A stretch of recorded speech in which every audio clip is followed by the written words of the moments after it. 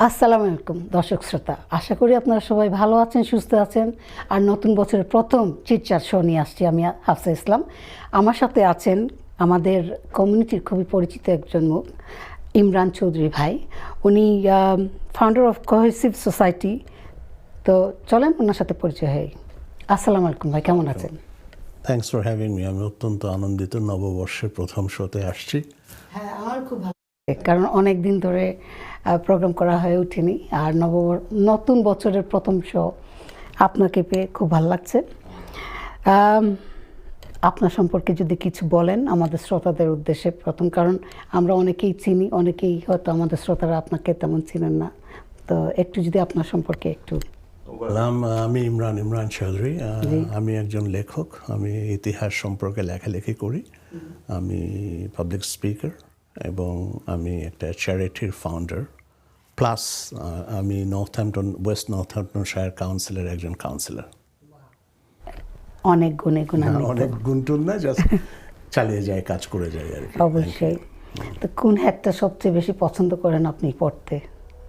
কোন হ্যাট, কোন role? I like every hat, but I would be honored and humbled if I am recognized as a historian on Bangladesh history, especially Bangladesh Liberation War. So that would be my pleasure. আপনি একটা বই লিখেছেন বাংলাদেশের road safety নিয়ে, বাংলাদেশের history নিয়ে। Yes. আমি অনেকগুলো বই লিখেছি, কিন্তু 13-14টা। তার মধ্যে রিসেন্টলি একটা পাবলিশ হয়েছে। এটা হচ্ছে যে বাংলাদেশের স্বাধীনতা এবং গণহত্যার ইতিহাস, একজন রেফিউজি কিশোরের আত্মকাহিনী। এটা আমার জীবনের উপর দিয়ে, যে স্বাধীনতা যুদ্ধে যখন আমরা রেফিউজি হয়ে পড়েছিলাম আমি এবং আমার পরিবার, এবং ওই রেফিউজি লাইফ সম্পর্কে লিখেছি, দুর্দশা সম্পর্কে লিখেছি, আমার ব্যক্তিগত যে looking through the prism of 1971 আমরা যে স্যাক্রিফাইস করেছি, এবং আমি কী কী কষ্ট আমি ফেস করেছি ওটা সম্পর্কে লিখেছি। প্লাস আমি লিখেছি আমার বাবার মুক্তিযুদ্ধ সম্পর্কে। আমার পিতা ফজলুল হক চৌধুরী বর্তমান আজকের যে সিলেট ডিভিশন বা সিলেট তখন ডিস্ট্রিক্ট ছিল, এই সিলেট ডিস্ট্রিক্টে আমার বাবা প্রথম তার ইপিআর বাহিনীকে নিয়ে প্রথম বিদ্রোহ করে 1971 সালের 27শে মার্চ শমশেরনগর এয়ারপোর্টে। তারপর থেকে অন্যান্য জায়গায় মুক্তিযুদ্ধ করেছে, বাট উনিই ছিলেন প্রথম মুক্তিযোদ্ধার বিদ্রোহ করার company commander east Pakistan rifles. তো ওটা দিয়ে লিখেছি। তারপরে যেটা হচ্ছে যে আমার বড় ভাই 17 বছর বয়সী একজন স্টুডেন্ট ছিল, সিলেটের রাজা জিসি হাই স্কুল যে আছে ওটা সে স্টুডেন্ট ছিল। তো সে তারপরে মে মাসে মুক্তিযুদ্ধে জয়েন করে এবং সে গেরিলা মুক্তিযোদ্ধা হিসেবে দেশের ভিতরে তাকে পাঠিয়ে দেওয়া হয়। সে ছিল 3 নম্বর সেক্টরে। ওখান থেকে সে চলে আসে ব্রাহ্মণবাড়িয়া ডিস্ট্রিক্টের একটা থানা আছে, সেটার নাম হচ্ছে নবীনগর। ওই ডিস্ট্রিক্টে তারা ভিতরে মুক্তিযুদ্ধ করছিল, গেরিলা ওয়ারফেয়ার করছিল। তারপরে 10ই নভেম্বর আমার ভাই এবং তার যে গ্রুপটা ছিল তারা 10 জন ধরা পড়ে যায় পাকিস্তান আর্মির হাতে। এরপরে তাদেরকে ব্রাহ্মণবাড়িয়াতে নিয়ে এসে 10-12 দিন টর্চার করে 21শে নভেম্বর, যেটা নাকি ছিল 1971 সালের ঈদ উল ফিতরের দিন, ওই দিন রাত্রে আমার ভাইকে তারা নির্মমভাবে গুলি করে হত্যা করে একটা বদ্ধ ভূমিতে ফেলে চলে যায়। তো আমার এই বইটা ওই 71-এর ইতিহাস, আমার জীবনের উপরে বয়ে যাওয়া ঝড়। আপনি আমাকে দিয়েছেন, আমি শুরু করেছিলাম বাট এখনো শেষ করতে পারিনি। কিছুটা পড়েছি, বাট এটার রিভিউ দিব আপনাকে। আপনি তো কোহেসিভ সোসাইটি নিয়ে কাজ করেন, এইটা কী ধরনের অর্গানাইজেশন? কোহেসিভ সোসাইটিটা হচ্ছে এটা CIC, community interest company, very similar to a charity, not quite a charity, but it is a charity. It does all the charitable works. At the same time আমাদের একটা ট্রেডিং উইংও আছে, যেখান থেকে আমরা বিভিন্ন ধরনের ব্যবসা করি। ওই ব্যবসার মাধ্যমে আমরা যে ক্যাপিটাল বা রেভিনিউ জেনারেট করি, ওই রেভিনিউটা আমরা আবার পাম্প ইন করি আমাদের চ্যারিটেবল ওয়ার্কে। We are not 100% dependent on grants or fundings. আমাদের একটা সেলফ ক্রিয়েটেড ফান্ডিং হয়, ওটার মাধ্যমে আমরা ওটাকে পাম্প ইন করি। তো কোহেসিভ সোসাইটিটা আমরা ফর্ম করেছি অনেক দিন আগে, বাট ইনস্টিটিউশনালাইজে করে এটাকে মানে কোম্পানি ফর্মেশন করেছি আমরা 2017-এ। তো তখন থেকে আমরা করে যাচ্ছি। আমরা বিভিন্ন কমিউনিটির সাথে কাজ করি, যেমন আমরা আফগান কমিউনিটির সাথে কাজ করেছি, আমরা ইউক্রেনিয়ান কমিউনিটির সাথে কাজ করেছি, আমরা পোলিশদের সাথে কাজ করি, আমরা বাংলাদেশি কমিউনিটি তো প্রিডমিনেন্টলি এটা আমাদের। এটা নর্থহ্যাম্পটন, বাট আমাদের project all over the country করি। যখন যেটা যেখানে প্রজেক্টের মনে করি যেটাতে আমাদের গ্র্যাভিটেট করা উচিত, তখন আমরা ওটাতে করি। যেমন আমরা এই রিসেন্টলি আমরা একটা প্রজেক্ট হাতে নিয়েছি, সেটা হচ্ছে যে আমাদের যারা কমিউনিটির অ্যাডাল্ট আছে, যারা মনে করেন যে 45 থেকে 70-80 ইয়ার্স ওল্ড, যারা এদেশে এসছে অ্যাডাল্ট এজে, বাংলাদেশ থেকে হয়তো কেউ লেখাপড়া করে এসেছে বা করে না, এরকম অনেকেই তো এসছে। তো ওনারা যারা এসছেন তাদের প্রিডমিনেন্টলি দেখা যাচ্ছে যে 60-75% পুরুষ বিশেষ করে, তারা কম্পিউটার লিটারেট না। এখন যে সমস্যাটা হচ্ছে যে আর্থসামাজিক যে প্রবলেমটা এখন ইউকেতে চলছে, সেটাতে আপনার সব কিছু হয়ে গেছে অনলাইন বেসড। আপনার বেনিফিট সিস্টেম অনলাইন বেসড, আপনার ইউনিভার্সাল ক্রেডিট অনলাইন বেসড, আপনার পেপ অনলাইন বেসড, আপনার ডক্টর হাউজিং অনলাইন, আপনার ডক্টরের অ্যাপয়েন্টমেন্ট, হসপিটালের অ্যাপয়েন্টমেন্ট, সব কিছু অনলাইন। তো যার ফলে আমরা একটা রিসার্চ করে দেখলাম যে স্পেশালি নর্থহ্যাম্পটনে এবং টাওয়ার হ্যামলেটসে আমরা একটা ফোকাস গ্রুপের সাথে কথা বলেছি। দেখা যাচ্ছে যে এরা খুব সাফার করতেছে ইন সাইলেন্স। প্রত্যেকেরই ফ্যামিলি আছে, ছেলে মেয়ে আছে, ইউনিভার্সিটি কোয়ালিফাইড স্টুডেন্ট আছে, ছেলে আছে, মেয়ে আছে, চাকরি করছে, বাট সবার তো নিজের ক্যারিয়ার, নিজের জীবনের নিয়েই ব্যস্ত। তো সেইখানে দেখা যাচ্ছে যে আমাদের যে পিতারা, তারা they are crying in silence. তো আমরা ওটা চিন্তা করে আমরা নর্থহ্যাম্পটনে একটা পাইলট প্রজেক্ট করেছি, computer training for adults free of charge. তো ওখানে আমরা মনে করেন অনলাইনে কিভাবে যেতে হবে, ইউনিভার্সাল ক্রেডিট কিভাবে চেক করতে হবে, প্র্যাকটিক্যাল জিনিস আপনার, তারপরে হসপিটাল অ্যাপয়েন্টমেন্ট যে আপনার আসে ওইটা কিভাবে আপনি সেট আপ করবেন, আপনি পেনশনের কি সিচুয়েশন, আপনার ন্যাশনাল ইন্স্যুরেন্স কন্ট্রিবিউশন কতটুকু দিয়েছেন, আপনি হয়তো আগামী 3 বছর পরে 65 ইয়ারে হয়ে যাবেন, আপনার পেনশন পাবেন, তখন আপনি ওখানে বসে দেখতে পারবেন যে আপনার ন্যাশনাল ইন্স্যুরেন্সের কন্ট্রিবিউশনটা আপনি কতটুকু করেছেন, ওইটার পরিপ্রেক্ষিতে আপনি কত টাকা, আপনি যখন পেনশন এজে যাবেন আপনি কত টাকা পাবেন, সেটা ওখানে একটা গ্রাফ বা একটা অ্যামাউন্ট দিবে। এবং ওখানে অনেক সময় বলে দেয় যে আপনি এই সালগুলোতে এত পেনশন ন্যাশনাল ইন্স্যুরেন্স কন্ট্রিবিউশন করেননি, যদি আপনি এটা টপ আপ করতে চান তাহলে মনে করেন 800 পাউন্ড যদি আপনি দেন গভর্নমেন্টকে, ইনল্যান্ড রেভিনিউকে, তাহলে হয়তো আপনি আরও 50 পাউন্ড বা 100 পাউন্ড বেশি পাবেন। তো এইটা তো অনেকেই জানে না। তো যদি তারা না জানে, কেউ যদি তাদেরকে না শিখিয়ে দেয় বা না বলে দেয়, তাহলে যখন সে পেনশনে যে যাবে সে তো মনে করতেছে আমি অনেক টাকা পাবো, দেখা যাচ্ছে যে সে তো তত টাকা পাবে না। তারপরে যে সমস্যাগুলো আছে যে আপনার মনে করেন আপনি কাউন্সিল ফ্ল্যাটে আছেন, আপনি এখন মুভ করতে চান, তো তখন আপনি নতুন জায়গায় নতুন ঘর চাইতে হইলে ওইটাও অনলাইনে। এবং প্রিডমিনেন্টলি দেখা যায় যে বাচ্চাদের সময় নেয়, তারা ইউনিভার্সিটি, কলেজ বা স্কুলের কাজ নিয়ে ব্যস্ত, এরপরে তাদের নিজেদের জীবন নিয়ে, তারা ক্যারিয়ার নিয়ে ব্যস্ত হয়ে পড়ে, তারা ওই সময়টা দিতে পারে না। আগেকার দিনে কিন্তু বাচ্চারা, যেমন আমি যখন ছোট ছিলাম, আমার বাবা মাদেরকে আমি স্কুল না গিয়েও এগুলো হেল্প করতে হয়েছে, কিন্তু এখন কিন্তু বাচ্চারা তা করতে চায় না। তাদের এডুকেশন, তাদের এগুলা প্রায়োরিটি, আর বাবা মারাও চান না যে বাচ্চারা স্কুল থেকে সময় নেয়। তো এইগুলোই যে এখনো কিন্তু আগের সেম প্রবলেমগুলো রয়ে গেছে অনেক জায়গায়। যদিও আপনি মনে করবেন যে কিন্তু আগে একটা অ্যাডভান্টেজ ছিল, সরি একটু বাটিন, যে একটা অ্যাডভান্টেজ ছিল যে আমরা গিয়ে অ্যাপয়েন্টমেন্ট ডাক্তারের কাছে বুকিং দিতে পারছি, ফেস টু ফেস সব কল দিলে তার অ্যাপয়েন্টমেন্ট দিয়ে দিচ্ছে, কিন্তু এখন কিন্তু তা হয় না। না, আমার এরকম অনেক ইনস্ট্যান্সেস আছে, আমি আপনাকে বলতে পারবো যে এমনও হয়েছে যে এক ভদ্রলোক আমার নর্থহ্যাম্পটনের, he is one of my volunteer, এখন সে আমার ভলেন্টিয়ার, আমাদের অর্গানাইজেশনের ভলেন্টিয়ার, এবং আলটিমেটলি সে আমাদের অর্গানাইজেশনের একটা অ্যাডভাইজারি কমিটি আছে, ওইটা সে মেম্বার হতে আগ্রহী প্রকাশ করেছেন। তো এই ভদ্রলোকের অনেক প্রবলেম, শারীরিকভাবে মানসিকভাবে প্রবলেম। তো তার ছেলে মেয়ে দুজন ইউনিভার্সিটিতে পড়ে এবং তারা পড়াশোনা করে চাকরিতে ব্যস্ত, কিন্তু তারা ওই সময়টা হয় না বাবাকে দেওয়ার, বিকজ সকালবেলা তো আপনাকে যেতে হবে, ডাক্তারের কাছে ফোন করলে তো সে ইংরেজিতে কথা বলতে পারে না, তো তখন তাকে যেতে হয় জিপির ওখানে। তো আমাকে ফোন করে বলে যে ইমরান ভাই একটু যদি আমাকে আমার জিপির সার্জারিতে 8টার সময় আসেন।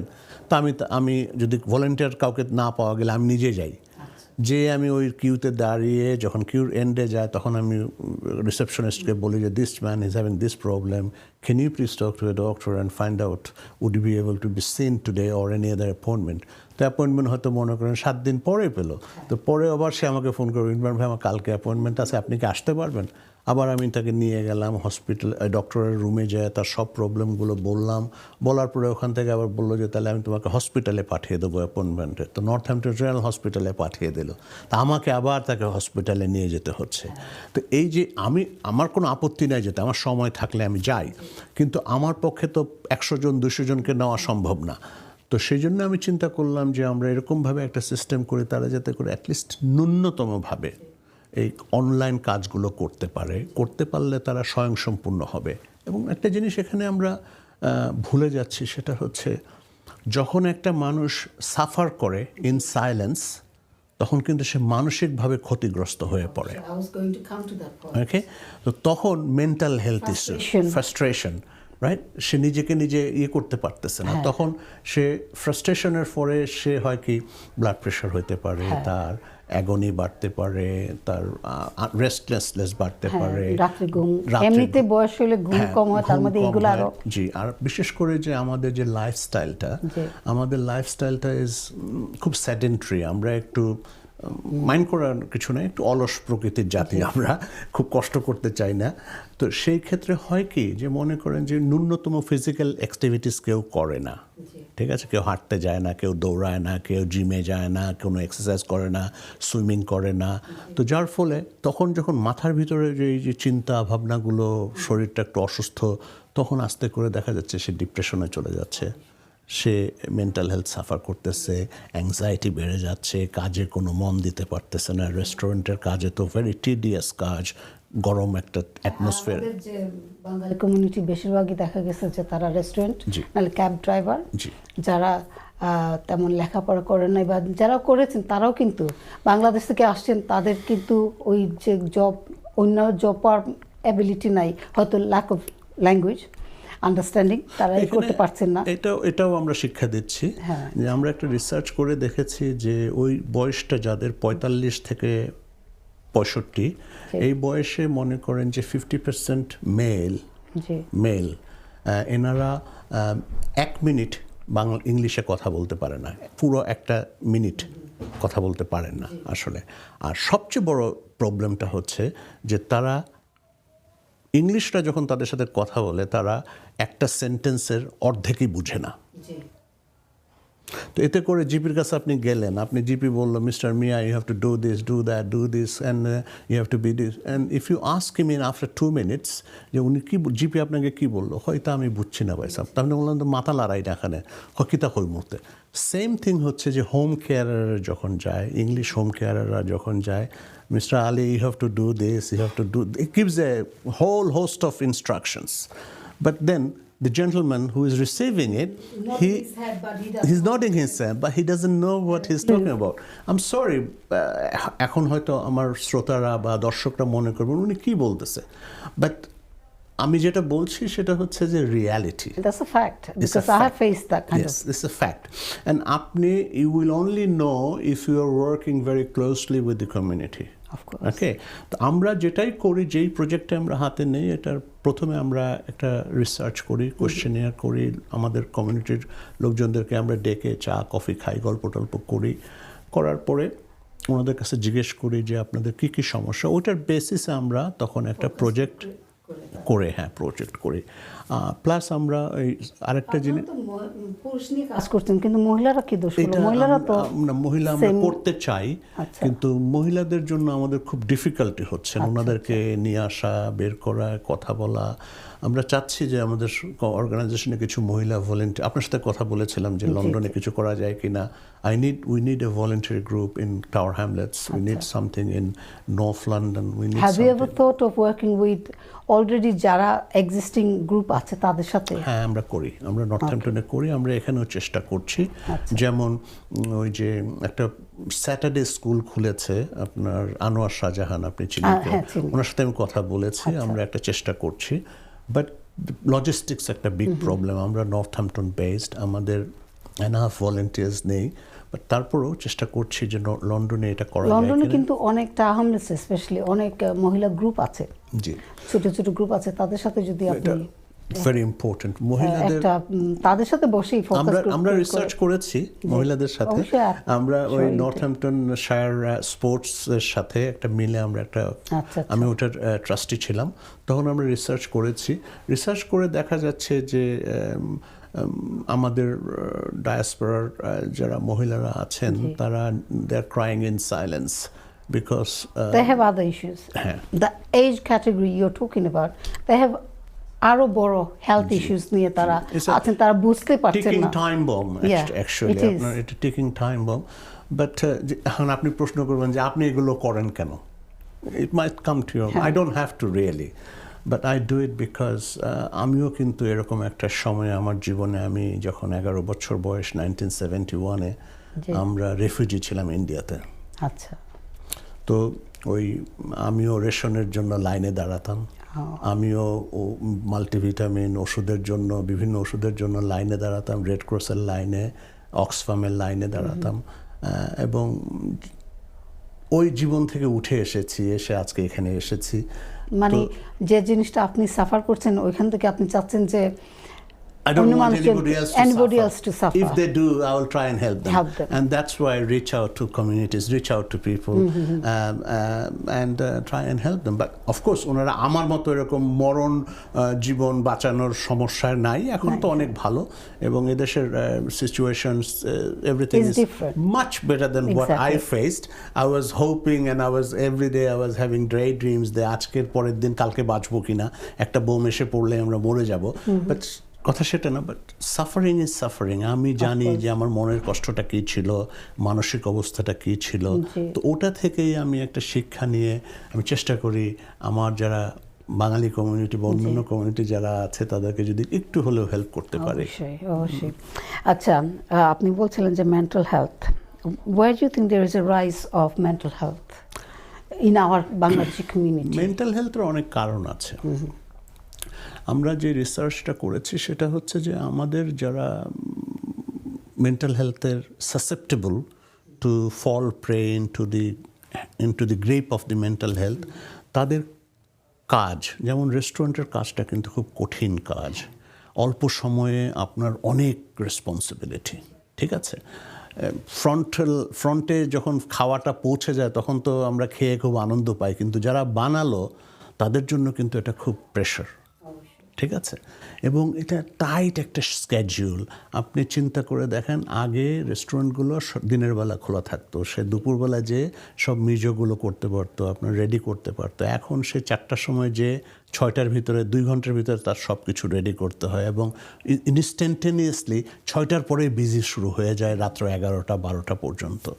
তো ওই সময়টার জন্য তাকে যেই পরিশ্রমটা দিতে হয়, ওইটার পরিশ্রমের কাজের চাপে সে অনেক মেন্টাল প্রেশারে ভুগতে পারে। এবং এটার একটা লেটেস্ট একটা রিসার্চ করেছে আপনার গ্লাসগো বেসড একটা ম্যাগাজিন, তারা বলছে যে ইন্ডিয়ান রেস্টুরেন্ট এবং অন্যান্য রেস্টুরেন্টেও বলেছে যে রেস্টুরেন্ট ওয়ার্কার যারা কিচেনে কাজ করে তারা ভেরি সাসেপ্টেবল এই এই এই মানসিক ব্যাধি রোগে ভুগতে পারে। এক, দুই, আরেকটা প্রবলেম যেটা আছে যে আমাদের যারা ভাইয়েরা কাজ করেন তারা কোনো এক্সারসাইজ করে না, তারা খুব sedentary lifestyle, food habit very different, predominantly everyone is smoking, if not everyone but a good percentage majority smoking. তারপরে হচ্ছে যে they have too much on their plate, too many responsibilities. এদিকে দেশের সমস্যা সমাধান করা, বাংলার এখানকার পরিবারের সমস্যা সমাধান করা, অর্থনৈতিকভাবে উন্নয়ন করা, সমাজের অন্যান্যদের সাথে লেভেল আপ করে চলার একটা স্পৃহা, একজন করতে পারছে বেটার, আমি কেন করতে পারছি না, দিস কজেস ডিপ্রেশন। আরেকটা জিনিস যেটা হয় যে রেস্টুরেন্টে একটু ছেলেরা গসিপিং, আমার বাচ্চা এই কাজ করে ফেলছে, এই পাইছে, কারণ আমি শুনেছি কয়েকজন এরকম তাদের ফিডব্যাক যে আমার বন্ধুর মেয়ে বা ছেলে ট্রিপল-A পাইছে, স্টার পাইছে, তোমরা তো করতে পারো না কেন? জি, এটা হতে পারে, এটা হতে পারে। এইগুলো কিন্তু ফ্যামিলিতে একটা প্রেসার পড়ে, এফেক্ট আসে। আপনি শুনেন, এক একজনের জন্য এক এক মানসিক অবস্থানটা কিন্তু এক এক রকম। সবাই রোবাস্ট না, সবাই স্ট্রং না, সবাই এটাকে ডিল করতে পারে না, বুঝতে পারছেন? আর আরেকটা জিনিস হচ্ছে যে আপনাকে বুঝতে হবে যে একটা কথা আছে, আমি একসময় আর্মিতে ছিলাম, আমি ফিজিক্যাল ট্রেনিং করেছি এবং আমি স্পোর্টসের উপরে কোর্স করেছি। ওখানে একটা কথা বলে যে সুস্থ দেহে সুন্দর মন, healthy body is a healthy mind. So আপনি যদি ফিজিক্যালি হেলদি না হন, আমাদের যাদের বয়স 40-এর উপরে আমাদের কমিউনিটির ইনভ্যারিয়েবলি more than 50 to 60% people are suffering from diabetic. ডেন্টিস্টের কাছে কেউ যায় না, এটা একটা গর্ব করে। আমি আজকে 12 বছর যাবত ডেন্টিস্টের কাছে গেছি না। দিস ইজ ডাক্তারের কাছে as if is a superman. This is nothing to be taking credit of. You ought to go there. You need to find out what is happening with your body. Because all in a sudden your body can shut down. Yes.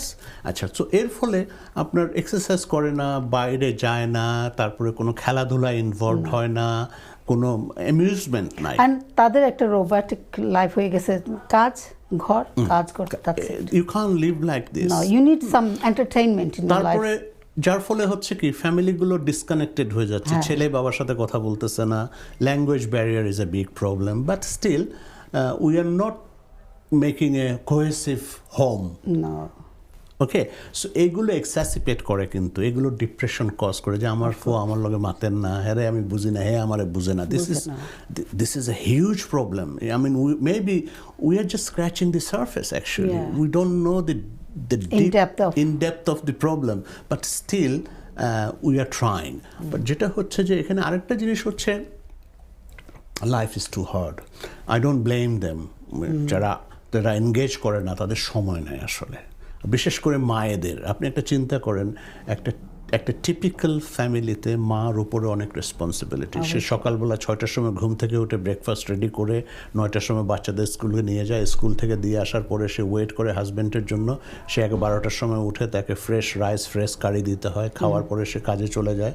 তারপরে ভদ্রমহিলা আবার 3টার সময় বাচ্চাদেরকে আনতে যায়, এনে তাদেরকে dinner খাওয়ায়, ডিনার খাওয়ানোর পরে সে রাতের রান্না করে, হ্যাঁ, তারপরে সে বাচ্চাদেরকে 9টার সময় বেডে দেওয়ার পরে 12টা পর্যন্ত ওয়েট করে তার হাজব্যান্ড আসবে, রাইট? হাজব্যান্ড আসার পরে তাকে খাইয়ে দাইয়ে তাকে বেডে যেতে হয়। তাহলে তার সময়টা, তার নিজের জন্য কিন্তু কোনো সময় নাই।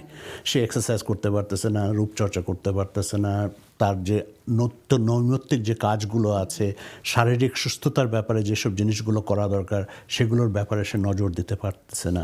তো যার ফলে maybe the ladies are crying in silence. এখানে আমাদের যারা গ্রোন আপ কমিউনিটির মেয়েরা আছে বা আমাদের লেডিস জেন্ডাররা, তাদের এগিয়ে আসা উচিত। go and find out what's the problem. They should set up organizations. লন্ডনে অলরেডি এটা স্পেশালি টাহামলেস নিয়মে এগুলো কিন্তু আছে। অনেক মহিলাদেরকে নিয়ে কাজ করার অনেক অর্গানাইজেশন আছে, তারা মহিলাদেরকে নিয়ে আসতেছে, এই করছে। Many people are doing fantastic jobs. They're doing fantastic job, but it's not enough. No, একটা জিনিস এই যেমন পভার্টি, আপনি জানেন টাহামলেসের poverty level is quite high, but আদৌ এটা হাই কিনা আমি ঠিক জানি না, কারণ we see it on the surface. But poverty আছে, poverty আছে, তারপরে এডুকেশন লেভেল যেটা আপনি টাচ করলেন, তারপর এইগুলো কিন্তু পভার্টি এডুকেশন লেভেলের কারণে কিন্তু আমাদের হেলথটা ডিটেরিয়েট করে। এডুকেশনে Bengalis are doing very good than others, আমাদের এখনকার জেনারেশন। বাট ইয়াং জেনারেশনের এডুকেশনে ভালো করাতে আবার এটা একটা ডিসকানেক্ট ক্রিয়েট করতেছে উইথ দ্য ফ্যামিলিজ, ঠিক আছে, ফ্যামিলি টাইজগুলো একটু কমে যাচ্ছে। এটা হবে, এটা স্বাভাবিক হয়, এটা বিবর্তনের একটা প্রসেস, পৃথিবীতে যুগে যুগে এটা হয়ে আসছে। তার মধ্যে আরেকটা জিনিস হচ্ছে যে ইদানিং ডাইভার্স মানে বিয়ে, বাঙালি বিয়ে হচ্ছে চাইনিজ, জাপানিজ, বিভিন্ন ডাইভার্স কমিউনিটির সাথে। এইগুলো কিন্তু একটা আমাদের আইডেন্টিটি একটু হয়ে যাচ্ছে, বাবা মা এগুলো নিয়ে কিন্তু ফ্রাস্ট্রেটেড হতে পারে। তো অনেক কিছু আছে আমাদের বাবা মারা ফ্রাস্ট্রেটেড হয়ে থাকে। বাট জিনিসটা হচ্ছে যে সবকিছুর মোদ্দা কথা হচ্ছে যে when you are in Rome you have to act like a Roman, ওকে? এক, দুই হচ্ছে যে সময়ের সাথে সাথে সমাজের বিবর্তন ঘটে, অবশ্যই আপনাকে ওটা খাপ খাওয়াতে হবে, এটা অ্যাকসেপ্ট করতে হবে। Reality, but many of us don't want to accept that is the problem, এবং that is causing a lot of mental health issues. আমরা হয়তো বুঝতেছি না, বাট তারপরেও দেখেন জিনিসটা হচ্ছে যে আমি আমার জীবনের একটা বিশাল অংশ সিলেটে কাটিয়েছি। আমি সিলেটের 7টা ইনস্টিটিউশনে পড়াশোনা করেছি। I know Sylhet like back of my hand. I speak better Sylheti than a lot of Sylhetis, right? But আমার হৃদয়ের খুব কাছের এই জায়গাটা, খুবই কাছের, হ্যাঁ। বাট জিনিসটা যেটা বলতেছি যে we have come a long way. Absolutely. We have come a very, very long way from the mid-60s থেকে। আমি যখন 66, 67-এ আমরা সিলেটে গিয়েছি, ওখান থেকে মনে করেন আমি 81 পর্যন্ত সিলেটে ছিলাম বিভিন্নভাবে। আমি 7টা ডিফারেন্ট ইনস্টিটিউশনে পড়াশোনা করেছি। তো আমার খুবই হৃদয় very close to my heart. But আমরা ওখান থেকে অনেক এগিয়েছি, এবং এটা বিরাট monumental growth, monumental achievement for the community itself, and what we have achieved, it's enormous, but that does not mean that এই ছোটোখাটো যে ইম্প্যাডিমেন্টসগুলো আছে আমাদের এখন, এই যে হেলথ ইস্যুস, আপনার লাইফস্টাইল ইস্যুস, তারপরে মেডিকেল প্রবলেম, তারপরে ইকোনমিক্যাল প্রবলেম, আপনি যে কথাটা বললেন, পভার্টি ইজ দেয়ার, আমরা এটা দেখি না। আমি recently I've got some funding cost of living crisis, এবং কস্ট অফ লিভিং ক্রাইসিসে আমি অনেককে ভাউচার দিচ্ছি আপনার গ্যাস বিলের জন্য, ইলেকট্রিক বিলের জন্য, ইভেন গ্রোসারি কেনার জন্য। এবং যখন আপনি স্বীকার করতে চায় না, বাট যখন আপনি কমিউনিটির ভিতরে মেসেজটা স্প্রেড করবেন, অনেকে লুকায় যোগাযোগ করে। That means there is some problem. Maybe it is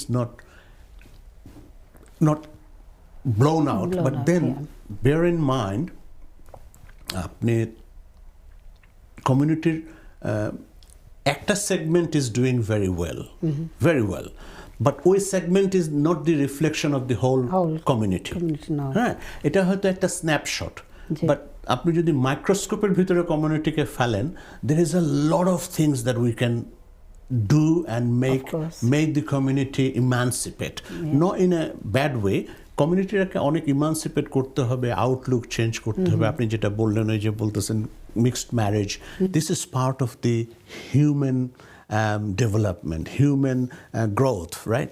এটাকে আপনি কোনোভাবে স্টপ করতে পারবেন না, বুঝছেন? Human mind works in a very different way, এবং এই সাইকোলজিক্যাল যে ক্লিশেটা আছে, এটা ওনাদেরকে, পিতামাতাদেরকে চিন্তা করতে হবে যে we live in a very multi spectrum society, একটা ব্রডার ওয়ার্ল্ড।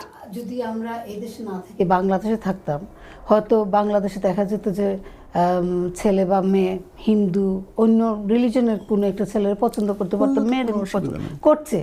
তো ওইভাবে থিঙ্ক করলে কিন্তু, যেহেতু আমরা, যেটা আপনি বলেন যে মাল্টি স্পেকট্রাম একটা সোসাইটিতে আমরা আছি, তো এটা তো স্বাভাবিক হওয়ার। এটা কার কখন কাকে পছন্দ হয় এটা তো বলা যায় না।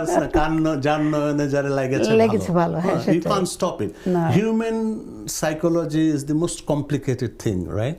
আপনি সিগমন্ড ফ্রয়েডের যদি বই পড়েন, ওখানে দেখবেন যে সে অনেক কিছু বলেছে যেগুলো absolutely bizarre to believe, but these are proven to be right. So Yeah. এই জন্য আপনি কোনোদিনই হিউম্যান ডিজায়ার এবং হিউম্যান সাইকোলজিকে আপনি কোনোদিন বন্ধ রাখতে পারবেন না।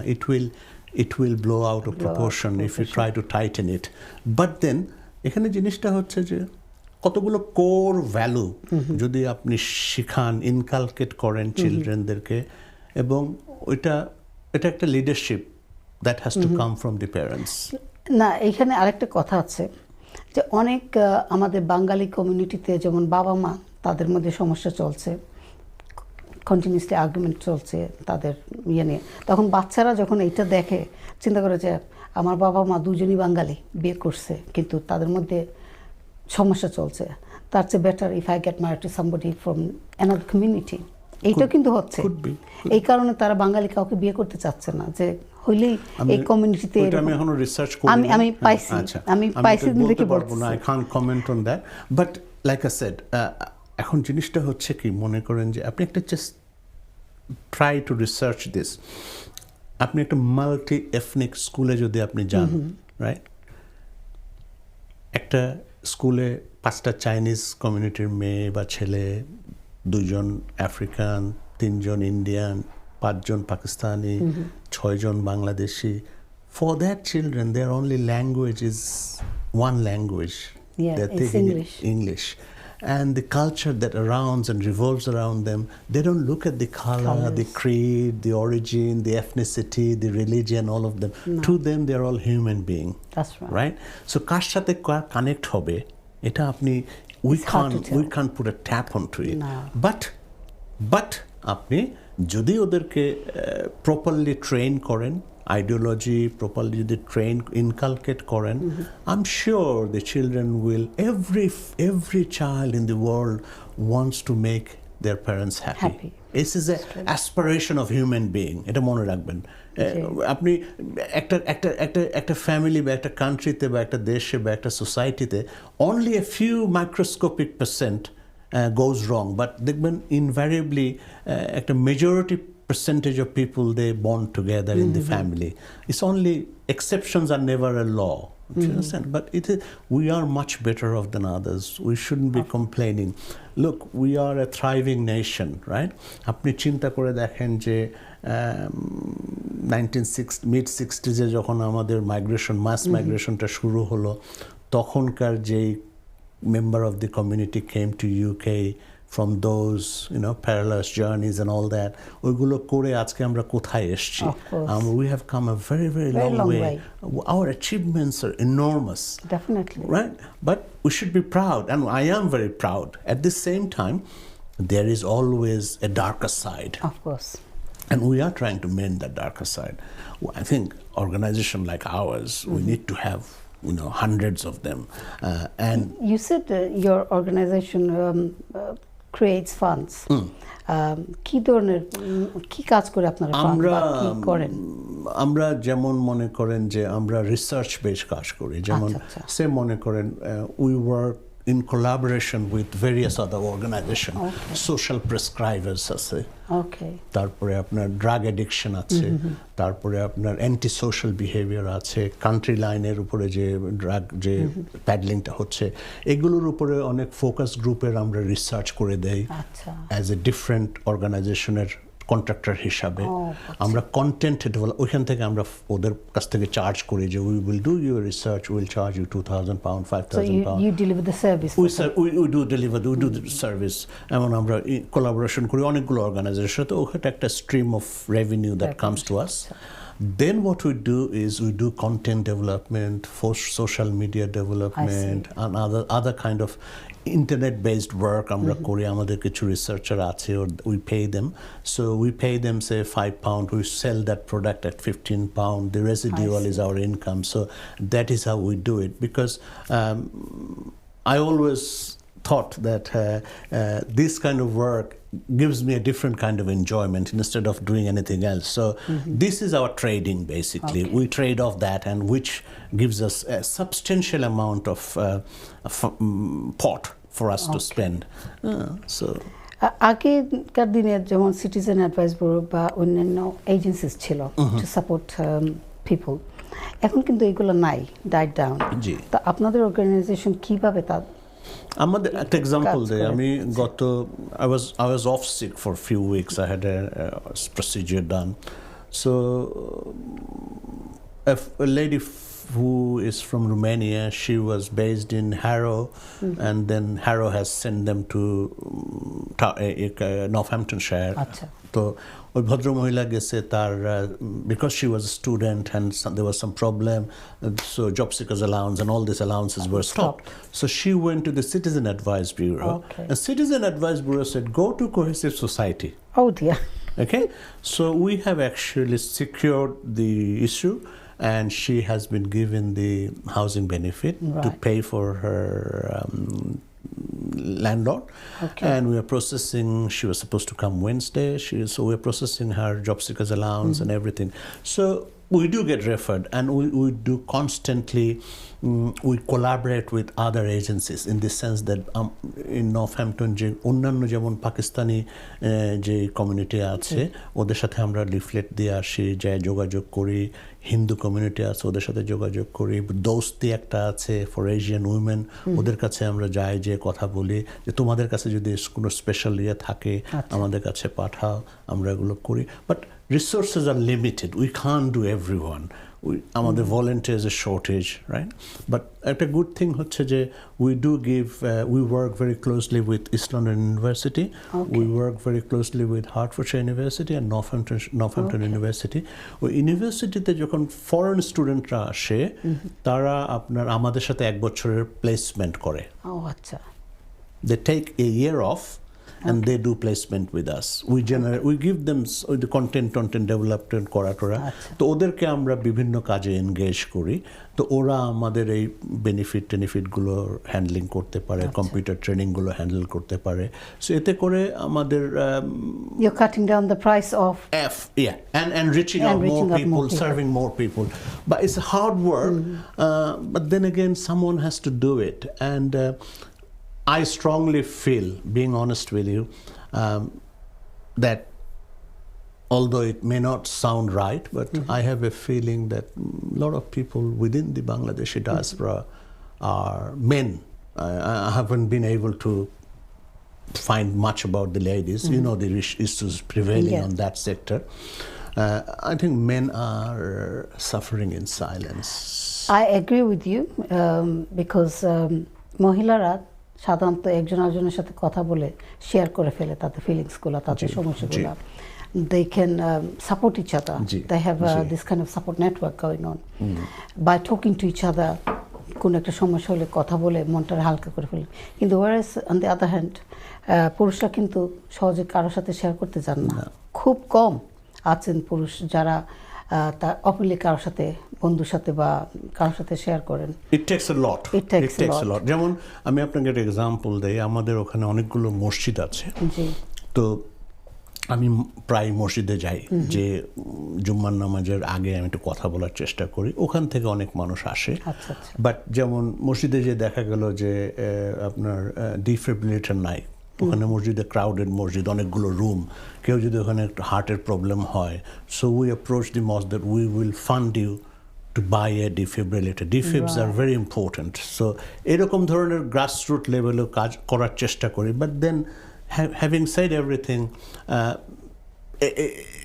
struggling because we don't have enough resources. We don't have enough people to come and support us.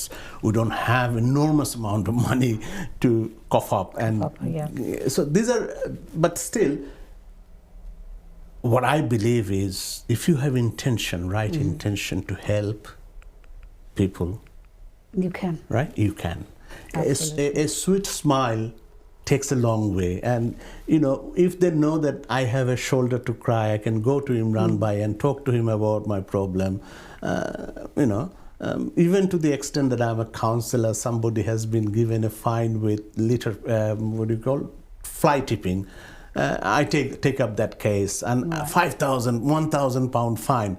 So we try to mitigate that kind of problem as well, which I shouldn't be doing, because there are literally some evidences there that the camera has seen you dropping that.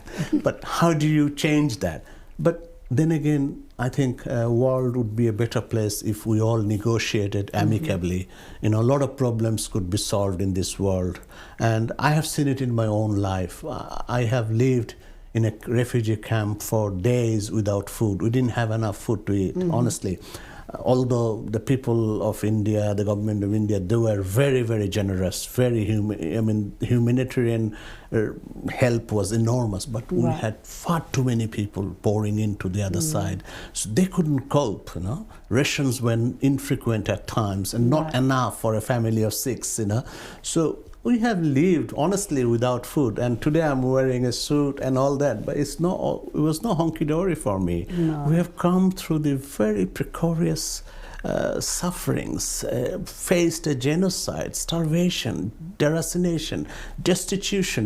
So if I can come here today, everybody can. Absolutely. Okay. Absolutely. আপনার কথা শুনে অনেক ভালো লাগছে যে কিছু বাংলাদেশের history জানতে পারছি আপনার মাধ্যমে, তারপরে এখানকারও কিছু কাজগুলো শুনতে পারছি আপনার সংগঠনের। আপনি যদি আপনি বাংলাদেশের কোন জায়গা থেকে আসছেন যদি শেয়ার করতেন, তারপর আপনার childhood experience. I was born in Dhaka, but আমার পিতা এবং মাতা দুজনেই সরকারি চাকরি করতেন, তো যার ফলে and when we were part of Pakistan they were very brutal, to be honest with you, no matter how much you rap with a good sense. So they didn't have no feelings. So mother getting posted in one district, father in another district. So I have lived in 24 places in Bangladesh. I've been to 14 schools to do my matric. And but luckily I lived a very long period of time in Sylhet, out of all these places, and that's why it's very close to my heart. But আমি matric intermediate pass করার পরে it was my dream to join the army, so I followed the footstep of my dad and my brother. I joined the army. I was commissioned. I was a commissioned officer in Bangladesh Army. I served in Bangladesh Army for 5.5 years. I was an instructor as a lieutenant in Army School of Education and Administration. In the Bangladesh Army 54 years history there, I'm the only lieutenant who was transferred, appointed as an instructor in Army School of Education. So that was something, big achievement for me.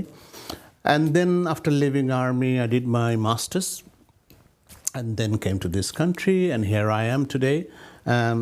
But originally, my father's family come from Brahmanbaria, and my mothers and sisters are from Hobiganj. Once upon a time, my ancestors were also from Sylhet. Sylhet and Brahmanbaria are the bordering two districts. At the end of the day, আমরা সকল Sylheti. Gee. I don't know about that, but yes, we are all Bangladeshi Bengalis. But জিনিসটা হচ্ছে যে মানে বাংলাদেশটা আমার হৃদয়ের খুব close, because we paid a very heavy price to call it Bangladesh, especially my family. We poured enough amount of water or blood at the altar of our independence, and that hence we are so proud. I'll give you another example. Had it not been Bangladesh, this many Bengalis couldn't have come from Bangladesh to UK, because in Pakistan time, the Pakistanis were not issuing passport to the Bengali people, you know that. You had to go to Karachi to fly to UK. There was no international flight from Bangladesh. And passport was like the most hardest thing to get. Had there been open passport system in before 1971, there would have been another 100,000 people from Sylhet would have come to UK, but they stopped it. They gagged us in every way. They suppressed us. They oppressed us in every little way they could to put the Bengalis down to the hilt. So today we have overcome all this problem. We are a very proud nation. Yeah, very proud nation. Bengali. Yes, very Bengali I am. অনেক ভালো লাগলো Thank আপনার you. সাথে কথা বলে। আমি আজকে অত্যন্ত অনুপ্রাণিত আপনার সাথে কথা বলতে। যাওয়ার আগে আপনি যদি আমাদের শ্রোতাদের উদ্দেশ্যে কিছু বলতেন। না, আমি বলবো যে আমরা আমাদের প্রচুর অ্যাচিভমেন্ট, বলো বীর বলো উন্নত মম শের শেরে নিহারি আমারে নত শের ওই শিখর হিমাদ্রির। We have come a long way and we will be thriving, we will achieve and will reach the pinnacle, and I am absolutely certain that the Bengalis and future descendants of Bengali diaspora in UK will be really standing very tall in the British society. I'm positive. Thank you. তো দর্শক শ্রোতা, আজকে এইটুকুই ছিল chit-chat শোতে আমার আয়োজন। আগামী পর্বে আবারও দেখা হবে আপনাদের সাথে। সবাই ভালো থাকুন, সুস্থ থাকুন। আসসালামু আলাইকুম।